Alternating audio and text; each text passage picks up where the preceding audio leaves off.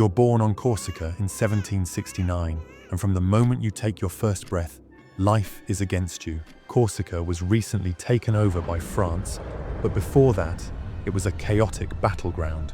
You don't even get a stable homeland. You're not quite Italian and definitely not French. Your family, the Bonapartes, is technically noble, but that's just a fancy title. You're more struggling middle class than aristocratic elite. Your father, Carlo, is ambitious and pragmatic, switching sides from Corsican independence to French loyalty when it benefits him. Your mother, Letizia, is strict, religious, and runs the household with an iron will. She pushes you hard because your older brother, Joseph, is more into poetry than leadership. That means the weight of the family name falls on you. From an early age, you're different, intense, obsessed with history, idolizing Alexander the Great and Julius Caesar. You don't play like other kids. You study, think, and prepare. But there's a problem. You're not French. At 9, you get a scholarship to a prestigious school in France. Instead of opportunity, you find mockery. Your thick Corsican accent makes you an outsider. The wealthy aristocratic boys bully you for your name, your clothes, your origins. You don't complain. You outwork them.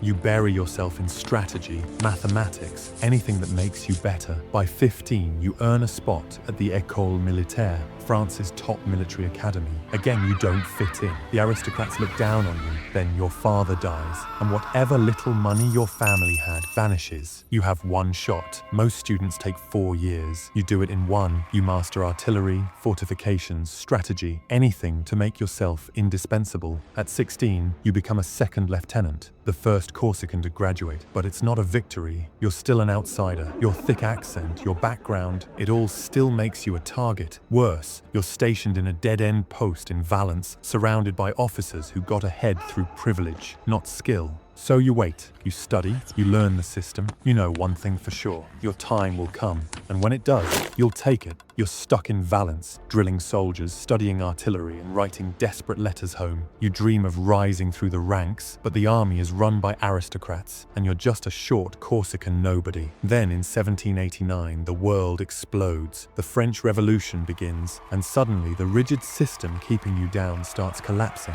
Nobles flee, kings tremble, guillotines work overtime. For the first time, a man like you has a chance. By 1792, you're promoted to captain and sent to Corsica. You try to bring Paoli to France's side. He declares you an enemy. You barely escape with your life. Exile from your homeland forever. Good riddance. You don't need them. The revolution is chaos. The king is executed and Europe is at war with France. The army is desperate and suddenly competence matters more than bloodlines. Your moment arrives. The British take Toulon, a critical naval port. France's generals panic. You, a 24-year-old artillery captain, see the solution: artillery.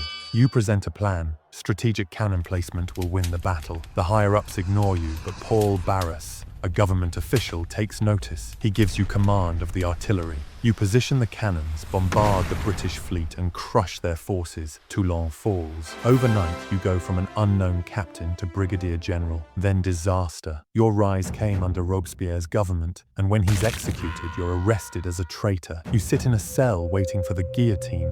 Fate isn't done with you yet. Barras, remembering Toulon, intervenes. You're freed but stuck in limbo, neither in prison nor in power. Then, in 1795, Paris erupts. Royalists revolt, ready to bring back the monarchy. The government is desperate. They call you. You don't hesitate. You line the streets with cannons. When the royalists charge, you unleash hell. Grape-shot tears through their ranks. By nightfall, the revolt is over. Paris belongs to the revolution. Overnight, you become a national hero. At 26, you're made commander of the Army of the Interior. Power brings opportunity. That's when you meet Josephine de Beauharnais. She's 6 years older, a widow of a guillotined noble and deeply connected. You fall hard, writing her obsessive love letters. She sees your potential. You see her influence. You marry in 1796. Days later, you're given your next assignment, command of the Army of Italy. The army is starving, underfunded, and demoralized. You don't care. You rally them with speeches, promising victory. Then you deliver. In 1 year, you crush the Austrians, take Milan, and redefine warfare. You move faster than any army before, striking before the enemy reacts. You outthink, outmaneuver and annihilate every force sent against you. By 1797, you return to Paris, a legend. The people adore you, the government fears you. You're young, brilliant, and unstoppable, but you're not satisfied. You don't just want victories, you want history to remember your name forever. And that's when you get your next brilliantly stupid idea. Let's invade Egypt. You've crushed Italy, humiliated Austria, and made France's government nervous with your rising popularity. You could stop here, but that's not how you work. You don't just want victories, you want an empire. In 1798, you came up with a bold plan: invade Egypt. If you control Egypt, you cut off Britain's route to India, crippling the world's strongest navy. Plus, let's be honest, you want to outdo Alexander the Great. You take 35,000 men, 300 ships, and even a team of scientists. The Mamluks crumble before you at the Battle of the Pyramids, and you march into Cairo as a conqueror. For a moment, it looks like your new empire is beginning. Then the British show up. You forgot about Horatio Nelson. He tracks down your fleet at Aboukir Bay and obliterates it.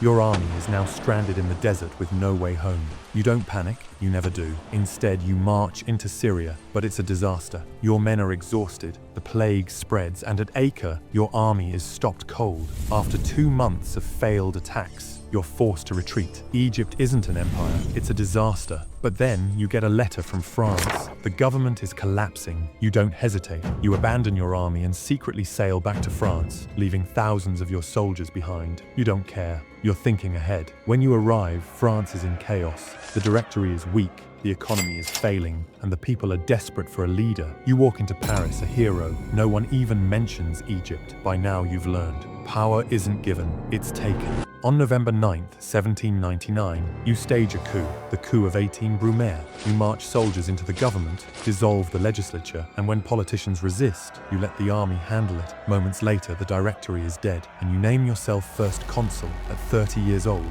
You've gone from a bullied Corsican outsider to the most powerful man in France. Over the next few years, you rebuild France, stabilize the economy, and make yourself indispensable. Then, in 1804, you take the final step. You crown yourself emperor. You don't let the Pope do it. You seize the crown and place it on your own head. The message is clear. You bow to no one. You should be satisfied. You've reshaped France. The revolution now bows to you, and you hold absolute power. But you want more. Europe's kings still don't respect you. That's about to change, because being Emperor of France isn't enough. You want all of Europe. Next stop, war with the entire continent. In 1805, you crushed Austria and Russia at Austerlitz. In 1706, Prussia collapsed in a single campaign. By 1807, Russia surrenders at Tilsit. Europe is yours. You redraw borders, place your family on thrones, and blockade Britain with the continental system. Everything is perfect until you get greedy. Spain won't obey, so you remove their king and install your brother Joseph.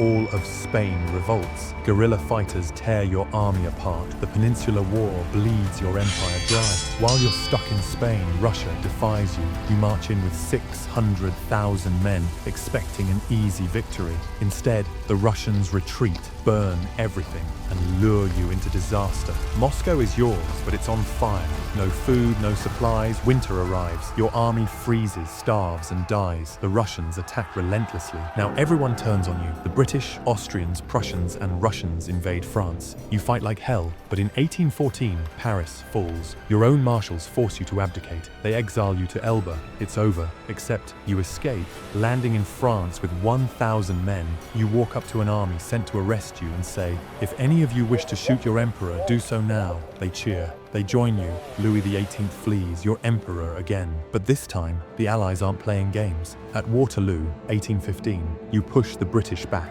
Victory is within reach. Then the Prussians arrive. Your army collapses. Your reign is over. You try to flee, but the British capture you. This time, they send you to St. Helena, a rock in the middle of nowhere. No escape, no second chances. For 6 years, you waste away, dictating your own legend. In 1821, you die, alone, sick, and forgotten.